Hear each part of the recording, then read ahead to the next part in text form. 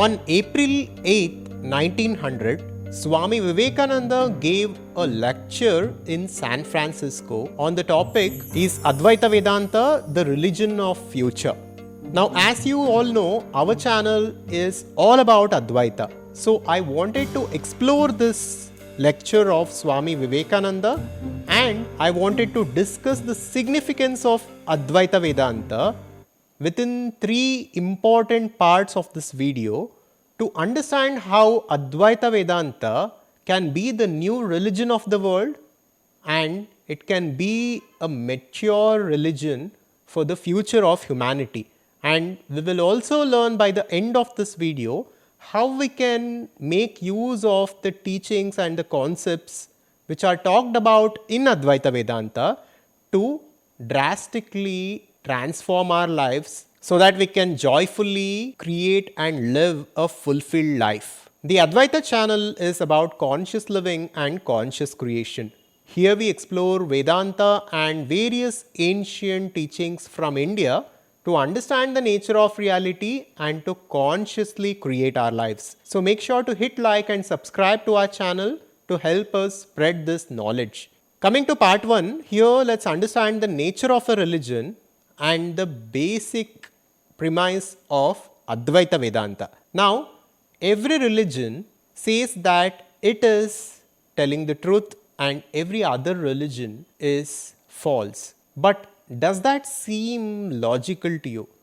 It is said that there are around 4,200 religions that are documented in this world today. And we don't know how many thousands or lakhs of religions were there in the past. Now, to say only my religion is true and all the other religions are false does not seem practical or logical. Now, what else can be logical? To this, Ramakrishna Paramahamsa used to say, since that divine is infinite and so far out of reach from the human mind, the paths to get there, the paths to reach that God must also be infinite. And therefore we can say every religion is true in its own way. And every religion and every philosophy is a model of reality which is pointing us towards that absolute reality. Now, although that God is one, although that infinite consciousness is one, the paths to get there and the models of reality to explain that infinite consciousness can be many. And hence it makes more sense to say all religions are true instead of saying all religions are false except mine. This is what Swami Vivekananda told us. This is what Ramakrishna Paramahamsa told us. Now, coming to the nature of a religion, every religion apart from the Sanatana Dharma and Vedanta does these three things. One, they refer to a particular book or a particular teaching.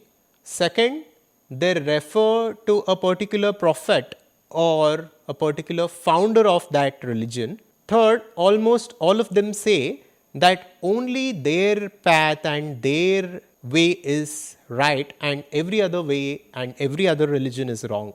As far as I know, only the Upanishads tell us that even these Upanishads that you are studying, they themselves will not take you to that absolute reality.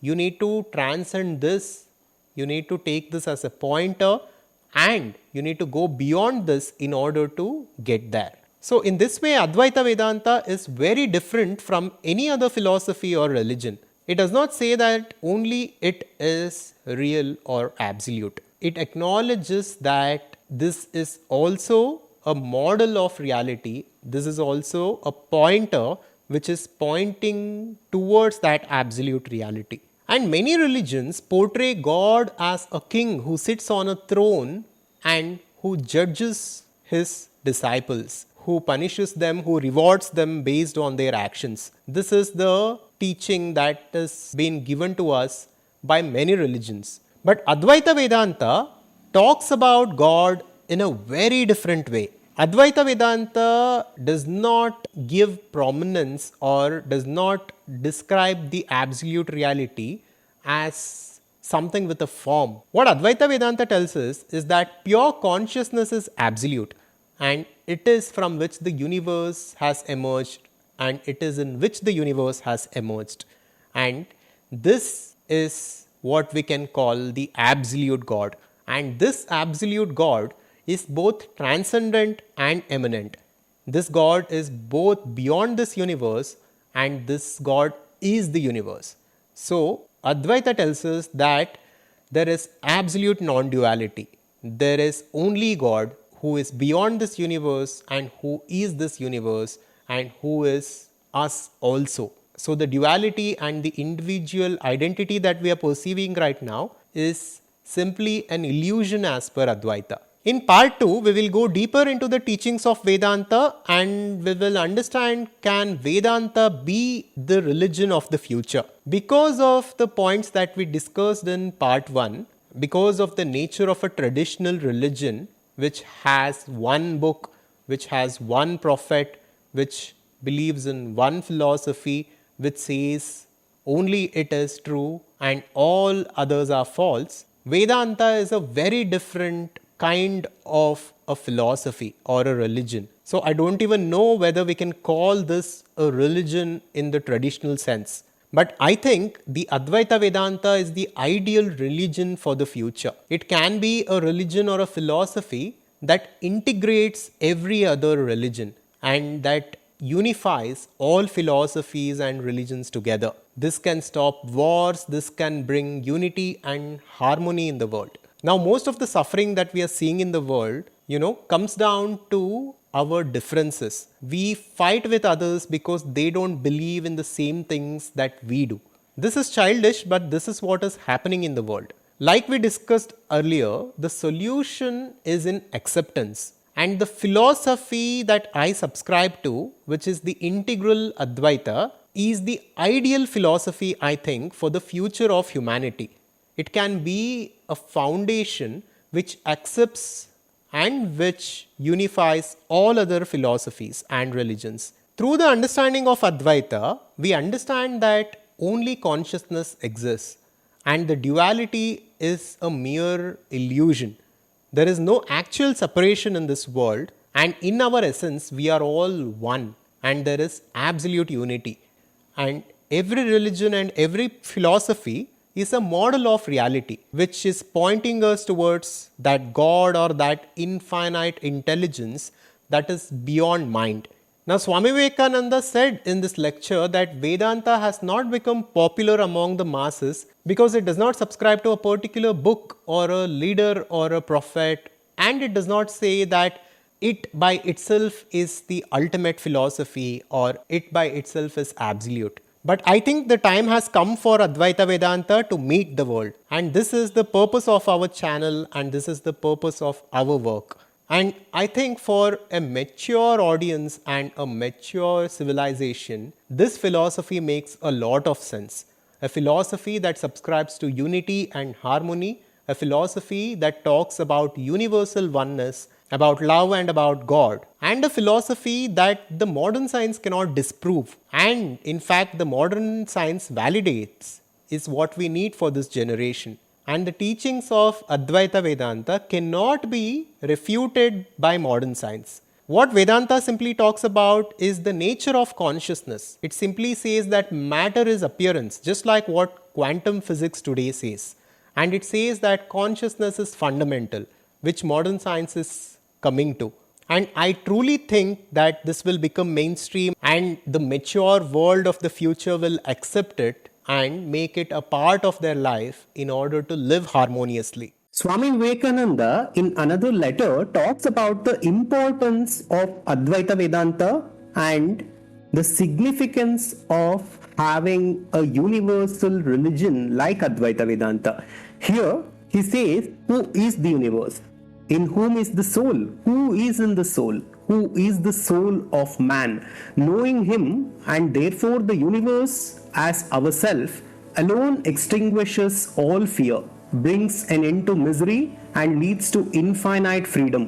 Wherever there has been expansion in love or progress in well-being of individuals or numbers, it has been through the perception, realization and the practicalization of the eternal truth, the oneness of all beings.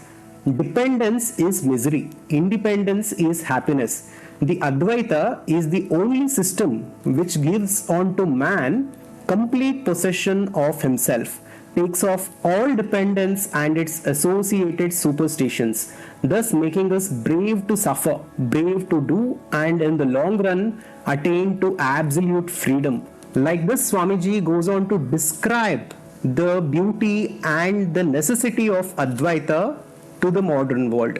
And in the same speech about whether Vedanta can be the future religion for the world, Swami Vivekananda goes on to say, no book, no person, no personal God. All these must go. Again, the senses must go. We cannot be bound to the senses. At present, we are tied down like persons dying of cold in glaciers. They feel such a strong desire to sleep, and when their friends try to wake them, warning them of death, they say, let me die, I want to sleep. We all cling to the little things of the senses. Even if we are ruined thereby, we forget there are much greater things. And what does Vedanta teach us? In the first place, it teaches that you need not even go out of yourself to know the truth. All the past and all the future are here in the present. No man ever saw the past. Did any one of you see the past? When you think you are knowing the past, you only imagine the past in the present moment. To see the future, you would have to bring it down to the present, which is the only reality. The rest is imagination. This present is all that is. There is only the one. All is here right now. All that is and was and will be is here in the present. Let anybody try to imagine anything outside of it. He will not succeed. And later on he goes on to say, therefore Vedanta formulates not universal brotherhood but universal oneness. I am the same as the other man, as any animal, good, bad, anything. It is one body, one mind, one soul throughout. Spirit never dies. There is no death anywhere. Not even for the body. Not even the mind dies. How can even the body die? One leaf may fall. Does the tree die? The universe is my body. See how it continues. All minds are mine. With all feet I walk. Through all mouths I speak. In everybody I reside. And if the Vedantic knowledge spreads, the whole humanity will become spiritual. But is it possible? I do not know. The old superstitions must run out. You are all interested in how to perpetuate all your superstitions. Then there are these ideas of the family brother, the caste brother, the national brother, etc. All these are barriers to the realization of Vedanta. In part 3, let us understand some principles of Advaita Vedanta to use them in our lives to transform our lives. Now, the fundamental premise of Advaita Vedanta is that this world is an appearance and the infinite consciousness is the absolute reality, and you and me are one with that infinite consciousness or God. This is what Vedanta tells us. Through the teachings of Vedanta, we can come to a realization that all of us are one and the same. The differences that we see between us is a mere illusion.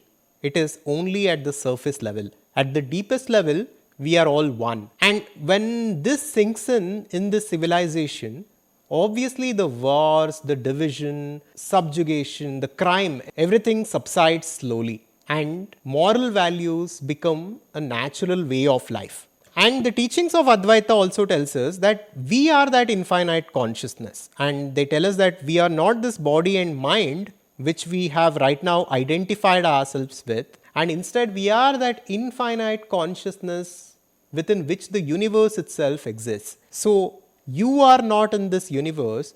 The entire universe is within you, says Vedanta. This is an empowering thought. This is in fact true, but right now it is a thought in our mind. And this thought is a seed that needs to be planted in our mind and needs to be cultivated carefully. And once we digest this knowledge, this will become a natural part of our life. We begin to take complete responsibility for who we are and for the world around us. And this is the ideal way of living. And Advaita Vedanta does not just talk about tolerance or secularism, but instead talks about universal acceptance. Now I will explain to you the difference between tolerance and acceptance. Tolerance is a compromise. Now I'm at my office and I don't like the person who is sitting next to me, but I adjust because I have to. This is tolerance. This is secularism. This is what is happening in the world. What is the consequence of this? The moment I am empowered and I can control your life, and the moment I am promoted, I will remove you or I will displace you. This is the consequence of tolerance. Now, what Sanatana Dharma teaches us is universal acceptance. I don't mind who you are, I don't mind your belief systems, I don't mind what is going through your mind, and I don't mind the gods you worship. I accept you absolutely for who you are, not for who you can be or not who I want you to be. So this is the way we need to look at people, and this is the way in which we must live our lives. And this is what the ancient Sanatana Dharma taught us.